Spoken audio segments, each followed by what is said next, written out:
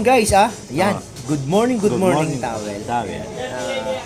Pakikilala ko pala si Baby James. Ito, tabi ko. Baby James, kumusta ka? Oh, ito mabuti naman.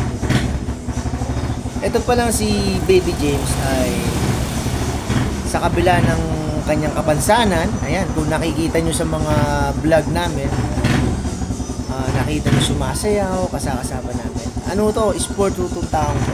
Mabait na tao. Ayan, mabait na tao si Baby James. So, ngayon, anong oras na ba? Alas 4 ng madaling araw. Alas 4 ng madaling araw, ini-interview ko siya kung ano ang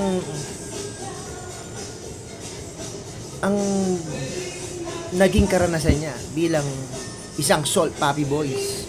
Yan, masipag na tao to eh. Oh. Baby James, ano ang naitulong sa'yo ni Salt Papi? Marami. Marami. So, ako, bilang kasama mo rito, so, hindi ko naman nakitang hadlang ang yung pa. So, sa ang tawag nito, may ibig sabihin nito eh, kumbaga pinatunayan mo lalo na ang yung kasipagan. Talagang, wala akong masabi.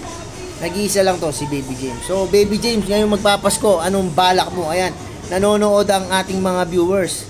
May ibabahagi ka ba sa kanila? Ayan. Marami. Ayan. So, ayan, isabihin mo na dyan. Makatagpo kami sa hotel, maganda-ganda. Yun, no? Masarap. Ay, nako. Ang wish mo sa Pasko ay kahit makapunta ka lang sa Sweetheart. Oo, makapunta lang. So, magde-date kayo ni Mrs. mo. Oo. Anong balak mo? Kukuratsahin. Oo, siyempre naman. Sakasabay sa putukan. Paputukan. So, ayan, mabait na tao to. Ito pala si Baby James. Ayan, subaybayin nyo kami sa aming mga vlog. Paki-like and share na lang. Paki-follow kami sa Good Morning Towel. Ayan, sa GGT. At lalo na dun sa Sebastian David Baluyot. Ayan. Paki-follow nyo si Baby James. Ayan, ha. Ito po ang aming lingkod, si Baby James. Sabay na tayo. Oo, sige. Good morning, Towel.